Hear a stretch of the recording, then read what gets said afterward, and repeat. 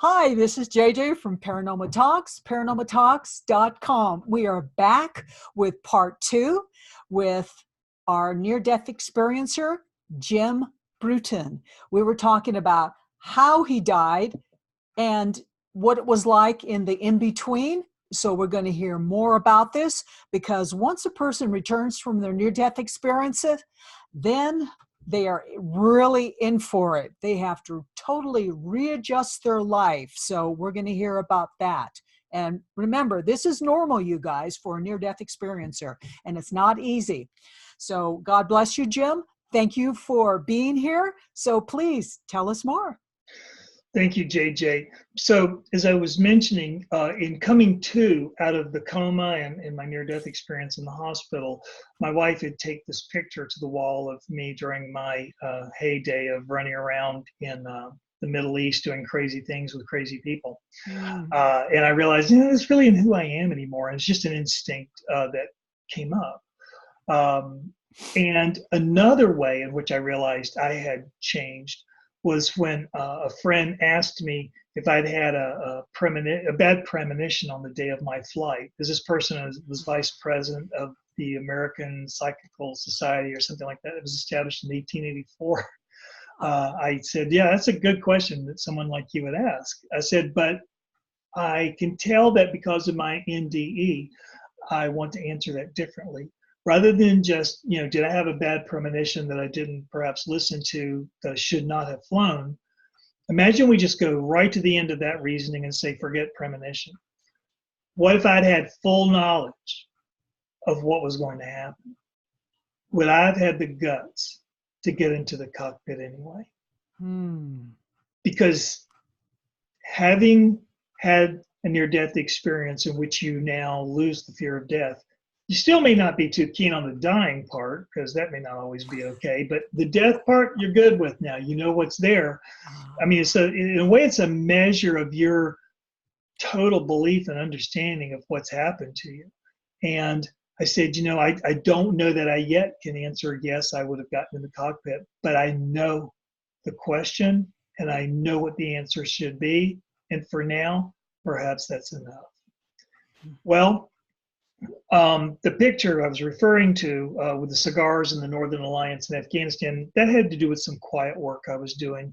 The more public-facing work was as an NBC News war journalist. And that there's a shot there on my website of a bunch of my different reports to give you an idea of where I was and what I was doing. There's a picture on the left with a satellite system that actually invented to transmit live video from all over the world from places formerly impossible. Yeah, I see it. And then you can see up top where you see a skull. I was with the Marines when we found various mass graves. About 60 miles south of Baghdad is a place called Hila, which was mass graves of who? Iraqis killed by Saddam Hussein. And we think that most of these people were killed right after the war, that Kuwait, the Iraqi invasion of Kuwait started in 92, I think it was 91, 92. They killed a bunch of them there. And it would look like a lot of them had been medical testing or something. Maybe they were testing different types of gas on them. Anyway, we don't have to go too far into those details. But it was really interesting to be there with perhaps 3,000 bodies, and all the locals were coming around and just digging everywhere because they were missing loved ones from that period. And you would reach inside the pockets of these bodies and there'd be their ID card and you knew what they looked like before. So it was a kind of sad thing, but anyway, we wrapped up I wrapped up my time with the Marines there right a few weeks after, about a month or so after the invasion.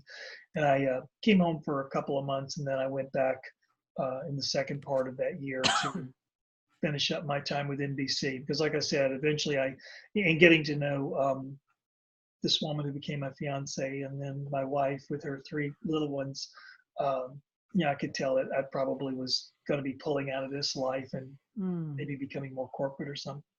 So that's when, like I said, she said, go ahead and build this airplane you wanted. And if you scroll down to the next picture, you'll see the first airplane I built. It's got the black and white stripes. It's a pretty interesting looking aircraft.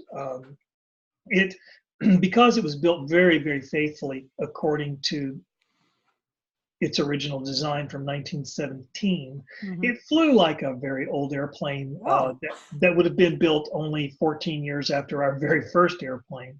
It was very unstable. And I said to somebody, it's like riding a unicycle around the circus tent. It's kind of fun to do it, but if you really want to go somewhere, you could probably use something else. But it was fun to fly. And, it was from my childhood, this was one of my favorite aircraft. If you go down to the next aircraft, next slide, you'll see the airplane I actually crashed in. The historical photo in the upper right shows what I thought I was going to be doing more of. But you can actually see how small the aircraft is in the lower left picture. I had it on a trailer to take to an air show. And I could fold it up and haul it down the road. And from the wing, you can see the kind of work that goes into building the wing. But there it is in the lower right, looking cute and ready to go have fun with. Yeah, here we go. And I definitely could call my NDE the trip of a lifetime. That's bad. Yeah, I know. It's actually the subtitle to my book. As I mentioned, I did have my crash. You can scroll down to see some other pictures more focused around the crash. Yeah, I see. There's the forest that I went into. There's the plane back in the hangar. And that part right in the middle there is the back of my seat. So as I mentioned, there was nothing left in front. Oh my God, man, it just snapped like twigs. Yeah, I mean, like I said, it was matchsticks everywhere. And that shot right in the center, very close friend of mine came out to the hangar and he collected my stuff to bring up to the hospital. And when he picked up my iPhone, just by picking it up, it wakes it up enough that you see any, messages. Did you get any messages or alerts? And you can see two of them there. One, there was a plane crash in this area. The second was my wife calling to see if it was me. And he took a screenshot of it. And that's when he had the same warped sense of humor I did, because that's what I would have done. God, yeah. Yeah. All right. Oh, so anyway, man, what a record. I know, right? Yeah. Let's see here. Let's see. I'm sorry. Anyway, so basically this is just a recounting of all the of what we've talked about before in terms of going into the hospital with my ribs broken. The next picture down is the newspaper article that when I read, I said, "This is some of the best press I ever had." Having done all the things I've done, and well, you'll do anything for press, right? Yeah, right. Yeah, talk about that exactly. Yeah, anything what kind to get of my guy? name in the paper. Yeah. Exactly. And then I think where we're going now is that as I mentioned, with the repetition of this video feed playing over and over in my head, I think that as I started to realize I actually had a NDE, what does that mean? So at that point, you start looking up your NDE and you start to see, wow, I'm not the only person that this has happened to. And there seem to be a lot of hallmarks to the experience. Like many people go through the tunnel. Many people have a life review. Many people see deceased loved ones, and so on and so forth. And at some point, something happens to tell them they have to come back. Well, I didn't have the tunnel. I didn't see anybody at all. And as I mentioned, it wasn't like a really beautiful place like you hear many. Not at all. It was pretty ugly, actually, in comparison to the hundreds of other near-death experiences I have read and heard told to me from dead people. Exactly. And like I said, while it's a place I wouldn't say I'm looking forward to going back there, I said it is a place I would go back there to continue the work, because not all work is easy, and we don't always. For instance, this represents at a Jungian archetypal level. This is the hero's journey, And Yes. we don't love our heroes because they're born with a silver spoon in their mouth. We love our heroes who get the crap kicked out of them. They fall down to dust, and the only reason they get up is because no one's coming to lift them up and no one's coming to feed them. They will starve if they don't move. So you just keep pushing on through all the hard things that come at you, including, you know, a near-death experience. So to that end, I am able to, I think, make some comparisons nevertheless. While I did not have a life review, and you have to think of what's the purpose of a life review. I mean, what is the purpose? It's not just to make you feel bad about all the dumb things you've done or the people, how you've treated them, but it might be to say, as you review things, do you see certain patterns here? Do you see certain opportunities not to redress the past perhaps, but to make better choices in the future? Well, that's what my exercise was all about. Yes. All of those choices that were in my future to choose from were the fruits of my past actions. So, like I said, if I sit there and I'm just looking at, you know, whether I kicked the dog when I got mad or something, how much actionable intelligence is there? But if you are, if that experience is translated to another way that allows you to actually deal with things that are in your future and remove them before they become a problem, me, that's a lot for me in my own experience. That was personally better. And also the fact, like I said, it wasn't a warm and cozy place, and there wasn't this feeling of all this love. Well, neither is a military boot camp, right? No, it's not supposed to be. Right, and not too many like mothers would probably want to see their sons or daughters going through it and what they have to go through and how sometimes they might be treated. But the purpose of boot camp is to give you the strength and give you the experience that when it becomes war, you're able to make the decisions and the choices that better ensure your survival. Survival, and as much as you may hate that drill instructor and just wish they would die, once you go into war and what they pretty much beat into you is what kept you alive and what brought you back, you could easily go up to that drill instructor and say, I understand, and offer your hand in respect and friendship. So we just have to kind of rise above the fact that many people from our accounts of NDEs might come back and you think it's almost like this cosmic Disney world waiting for you. I'll say this right now, that to take that analogy a little further, as I hear a lot of these stories and I'm thinking, it's not Disney World, there really is another side to it, or there's a depth to it beyond just being entertained and feeling good and playing the harp sitting on clouds. And I'm not meaning to sound too derisive, but I'm kind of looking for more after hearing the 20th story that sounds the same. And I'm thinking, is that all there is? It's not much better than what we have here on a good day. But honestly, it's like, if you went to Disney World, imagine 10 people go to Disney World, and a few of them are there because they really want to go on all the rides. And let's say 5 of them out of the 10 want to go on the rides, and 5 guides show up and they say, we'll take you on any ride we'll tell you all about the history of Disneyland and that ride, and we'll just have a good time. We'll answer all your questions. Great, fine, they leave. The other 5 are standing there and they want to go behind the scenes. They want to see the rides from the backside that no one else sees. So imagine this, the most popular, well, I don't know if it's popular, but the oldest ride maybe is like, It's a Small World. A lot of people kind of laugh when they refer to it now because the rides have gone, but let's just pick a Small World, for example. So on one side, on the touristic side, you have, the moving animatronics, they sing, they move around, and, the little children we bring to experience this are having a great time. They want to sing along too, and everybody's having a good time. But that other 5 I mentioned, we're on the backside of the ride. As the animatronics move and entertain and engage the public, we're looking at the gears that are spinning. We're looking at the valves. We're looking at levers. We're looking at everything moving behind the scenes, and we're thinking, how do I make it better? What needs fixing? This gear is going. Oh, that's a great analogy. That's great. Okay. Now, think about it this way. Both groups of 5 people are experiencing the same ride. Yes. but from a totally Different, perspective.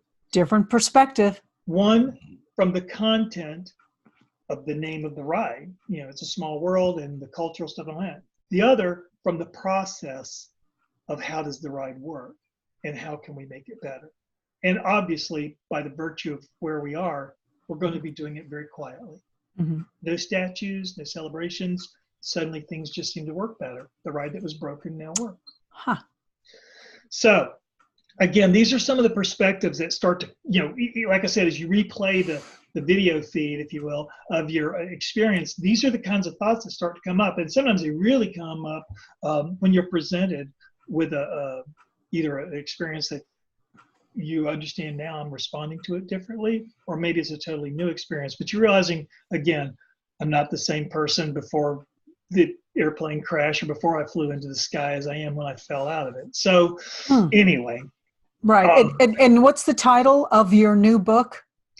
The book, the working title right now literally is the in-between, the subtitle, The Journey of a Lifetime. Wow. Okay. Yeah. I should have called it The Shortest Journey. The shortest. Yes, that's a good one. Well, I thought about calling it, Backed by Popular Demand, or the Catch and Release Program, or maybe Some of the Stories Are True. You know? Catch and Release.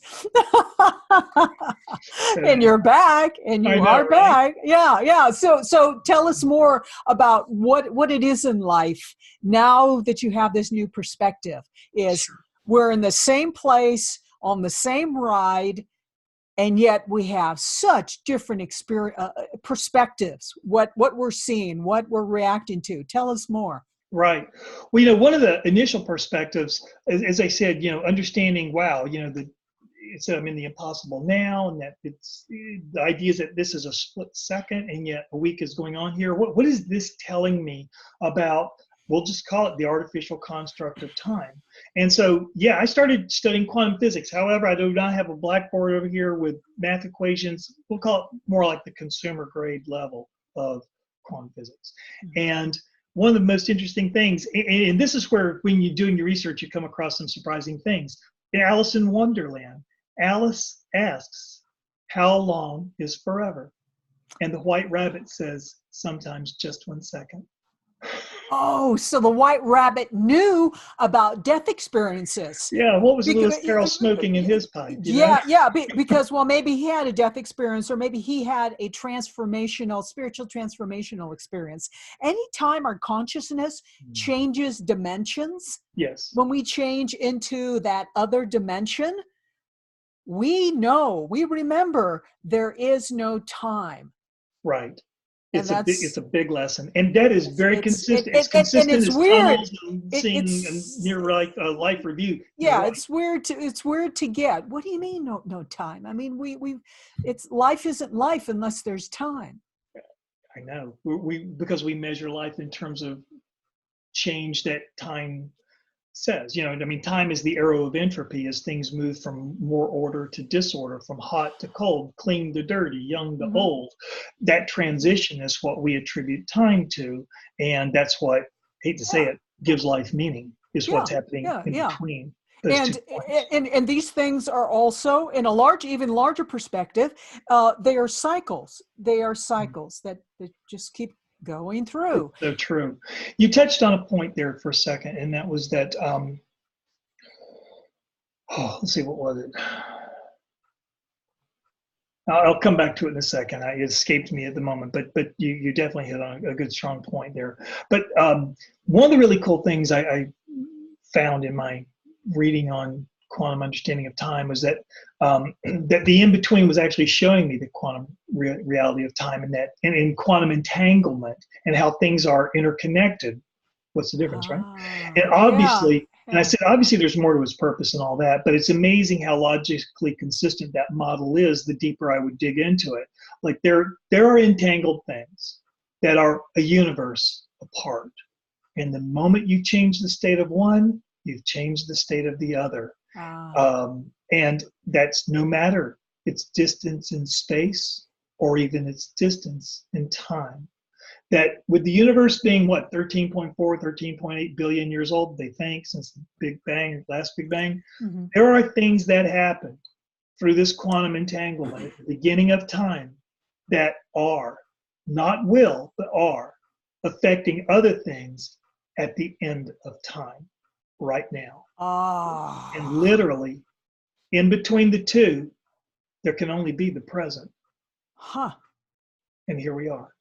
So that's why I say, as we travel along the arrow from one to the other, are we not traveling not only toward an end, but also back to the source? Yeah, yeah. And that's was that the timer? Okay.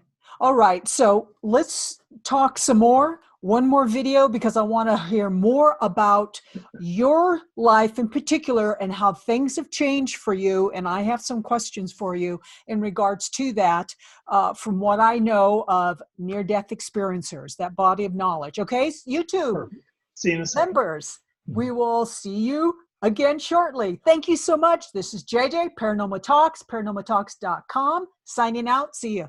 Bye.